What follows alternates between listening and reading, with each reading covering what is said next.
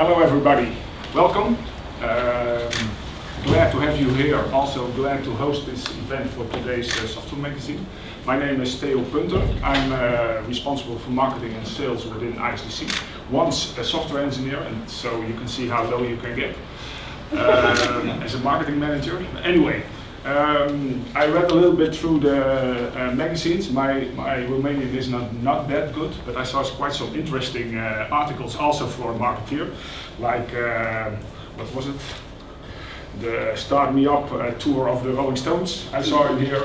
But I also saw some behavioral design, behavioral development, and the other one was big data, big confusion. So I think quite nice topics, quite interesting topics.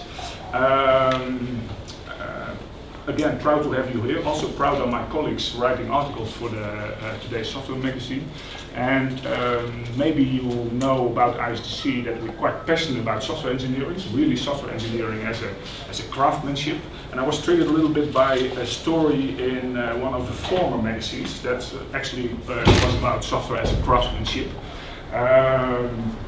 And what I really like is to see you people here from different companies teaming up, sharing ideas, sharing best practices, and trying to get the profession, the craftsmanship, even on a higher level. I think that's for Clues quite good and quite interesting. Nice topics as well. I would like to invite you for let's say a nice discussions afterwards or during the sessions, also for a drink afterwards in Forte is watching us. Also for drinks in our iLab, and I hope you will enjoy today's event, and hopefully this will lead to even better and even more events in the future. Thank you for being here.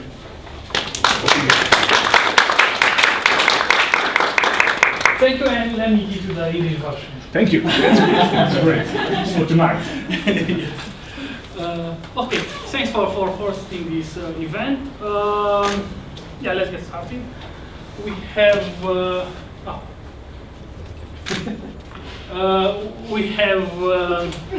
we have some presentation today, pretty interesting. There are two big domains. There is testing and performance, and also we have some cloud development. And between these main domains, there will be a few others presentations, like Marius was doing the pictures. We present the NGO Connect, a new initiative, and also we have Simona in the back. She will present at the end more about project management and Kobu. And after the two sessions, we'll have the panel's discussions. As I think you are used with them. Yeah, so basically this is the agenda, and yes, thanks for our sponsors. We have two new sponsors joining the group. So we have Fortec, who will stay for a long time, and so we have Accessa and yeah, Mosaic, except the first four, which are, I think you know, for a year they're still there. So. Okay, yeah, so I'll start myself with a few words about two initiatives we had. It's about programming, programmers.ro. This is so the idea behind this is that we got a lot of discussion after the event, and what we are trying to do is to move the panels we have after the presentation to move them online.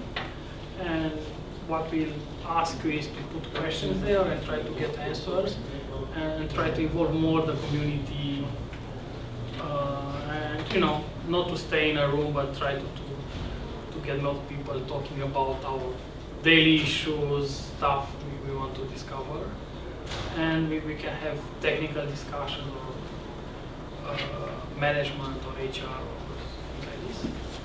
And also we want to have a new channel of communication, which is through SMS. Basically, if you want to talk with someone from the magazine, which will basically be me, but you know, if you want to send a message, say something about the magazine, propose a new article, or the subject for a new article, what you like to see in the magazine. You can use the SMS phone number. It's a normal charge. It's a normal charge, and we'll try to respond you as soon as possible. There is not yet implementing a real-time notification when an SMS is coming, so there will be a delay. But the team who implement this, which is Takes the Feedback, it's a nice startup from Cluj. Dragoș Andronic is one of the co-founders. He wrote some articles in the magazine before. And he's a really nice guy. So he will do the real-time notification for next month. Until then, it's just Android. So, and I don't have an Android. So okay, so I think that was all from my side. Let's start the discussion with, I don't know if Dan is here. Okay. There was another presentation before that, so. But anyway. I know, but we changed the schedule. And thank you for letting me know. Okay, so a list of all here, so that I see who am I speaking to, who is working in Java here, at least. Okay, I will focus more on the cross-language aspects of that library. This is a very nice architecture diagram, which I think can be used to characterize most of the systems we build. So the idea is that we have a multiple of servers, and then we have the cloud. Of course, we have to have a cloud if it's a diagram. And the clients connecting to these servers. Why do we have multiple servers? Because usually our data set is so large that it cannot be kept on a single server. Or maybe we have so many requests per second that we need multiple servers. Or maybe we need high availability. But anyway, most of the systems have more than one server in their composition. And if we have more than one server, we have the problem of how we distribute data between these servers and how we do failover between these servers. And data grids, I think, are a nice solution for these problems. Data grids as a concept are a kind of middleware software which do the things I just enumerated. In Java, but the concept also applies in other languages, they usually expose the data store as a map. So they don't provide the relational data store, but rather a key value store. And when you access that map, transparently they store the data on multiple nodes, retrieve the data over the network, and so on. And usually they also provide failover. So if one node becomes unavailable for whatever reason, other nodes can take its place. Data grids usually are memory-only systems, so they offer no persistence. They offer high availability by the virtue of storing each piece of data in multiple nodes in memory.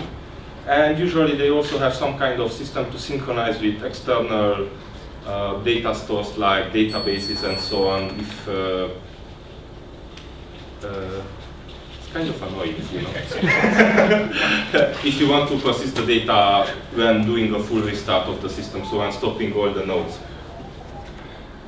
They can also provide distributed task execution, so you can provide a piece of code and say, execute this on one node, any node, I don't care. And it provides load balancing, and it gives you back the data when it's done. And also event notification when data is changed in these replicated data stores. I enumerated a couple of such data grid systems. They are mainly focused on Java. I'm not entirely sure what there is in the, let's see, .NET or C++ or in other technology spaces. What I can say, so the first 4 ones are open source, and the last 4 ones are closed source. I know, so InfiniSpan can be accessed through non-language specific interfaces. This would be HTTP REST, WebSockets. It also supports the memcached protocol, so maybe you can interoperate using these with other systems or other programming languages. Hazelcast again has a .NET client. Terracotta is very Java specific, so it's very integrated in the Java language. I don't think it can be easily accessed from other languages. Cassandra is more like a data store, but it uses many of the same concepts that data grids do. And of course, it has clients for all kinds of languages, so that one you could use from other languages. And the other ones are commercial. I didn't personally use them. I know that Gigaspaces is specific for Java, and TIBCO, usually I didn't use their data grid product, I use their messaging product, but usually they are very good about providing interfaces to multiple languages, so anything, .NET, C++, any platform, Java, Linux, and so on. And also there are two links at the end, only one of them is visible. These are benchmarks which can benchmark the performance of different data grid systems, and I encourage you to run them if you want to select, if you are thinking about using such a system, so that you see how it performs on your hardware, on your network configuration, and so on. Radar Gun is somewhat specific to InfiniSpan, so it was mostly created to compare different versions of InfiniSpan so that they can show how the performance improved. And the other one which you cannot see is called Yahoo Cloud Systems Benchmark, YCSB, and that can benchmark all of these systems and a whole bunch more. Open source, you can run it on your cluster to see what the real performance is.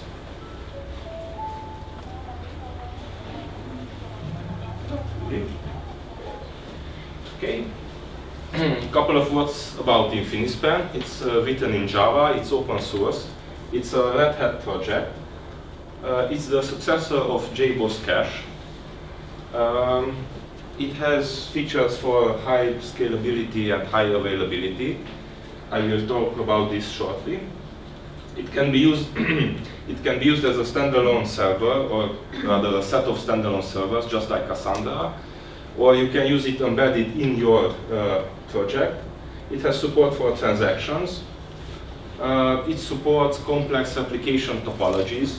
So for example, if you have nodes in 2 racks and you want to ensure that each piece of data is present in both racks of computers, because you know that if the power goes out in one rack, you still want your system to be available, you can specify this as a configuration.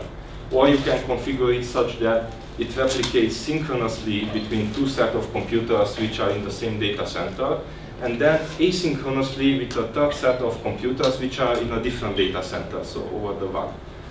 You can combine these configurations. As I said, it exposes data also to memcached, REST, or WebSockets. It's based on the communication part, the networking part. It's based on JGroups, which means that there is no native part to install. It's all pure Java, and you can run it anywhere where you can run Java. You don't have the problems of how do I compile this native component, is this version of Linux supported, and so on. It's pure Java. It's licensed under the LGPL, but it's moving to the Apache public license, which is even more liberal, so you can freely use it in any commercial project. And of course, commercial support is available to Red Hat if you want. And also, there are 2 guys here in Cluj developing InfiniSpan. One of them is Dan Berindei. So it means that you can buy them a beer if you have a problem and get cheap support that way. If you don't want to pay for Red Hat support. That's what I do. Actually, I bought them coffee, but I think beer also works. Yes, many of these data grid systems use a concept called consistent hashing. And using this algorithm, they can distribute the data on a subset of nodes. So the most simplistic application would be to keep the same data on every node. When I write the data, I write it to every node. This provides very good redundancy, so you can lose all but one of your nodes and still have all your data. But it's not an efficient use of your hardware. And you might also hit some limitations with the Java heap space, for example. As the Java heap space grows, the garbage collection post times become bigger and bigger. And then using consistent hashing, you can say, I want to have each piece of data on 3 nodes out of my entire cluster. And every time a new node joins or leaves the cluster, the system moves the data around so that this property is preserved if possible. Of course, if you only have 2 nodes, you cannot have the data on 3 nodes. But other than that, it does a very good job. And I also created a demo project for this article, which you can download and play around with it. It's a simulation of an electronic exchange. And that's the GitHub address from where you can download it. It's a Maven project, very simple to use in the Java ecosystem. And what it does, it has a client which has a set of orders that it communicates to one of the nodes. And the nodes keeps these orders in an order book. I will explain this shortly because I imagine not everybody is working in electronic trading. And while this entire process is running, it randomly restarts one of the nodes every couple of minutes. So the process is running, it has a file of more than 700,000 of orders, which it injects in the system, and periodically it restarts one of the nodes. And what you can see here is that the end result is correct, even though we simulated partial system failure a couple of times while the demo is running. Yes, a couple of words about orders. So on an electronic exchange, or on any exchange actually, you have multiple financial products, like for example, this simulates a currency pair, Bitcoin dollars, but you can imagine other financial instruments like different stocks and so on.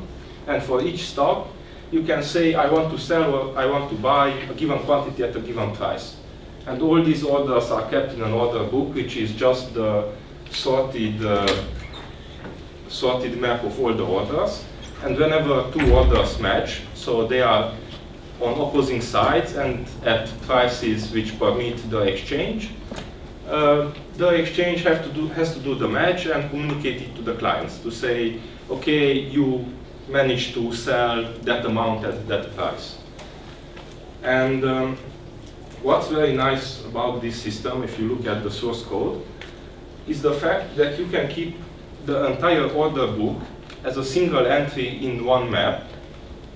And you could scale up the system by adding multiple instruments. So usually the exchanges have not one financial instrument. They don't trade one financial instrument, but thousands of them. And even though this order book is a rather large data structure, as you might imagine, Infinispan has a feature called delta-aware application, whereby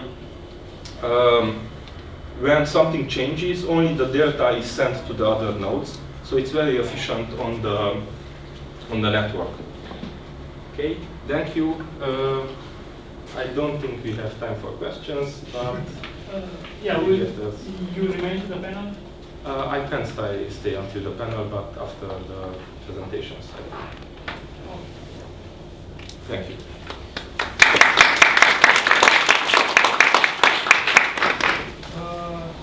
Okay, I'm gonna present. We start the testing area. Okay. Hi everyone. So first of all, this is my first presentation in English. So if I start to speak in French, please bear with me. It's already a surprise. Okay. So what I'm going to talk about today is our experience with behavior-driven development. BDD is a complex concept, and we've applied a part of it based on our project needs and our team's particularities.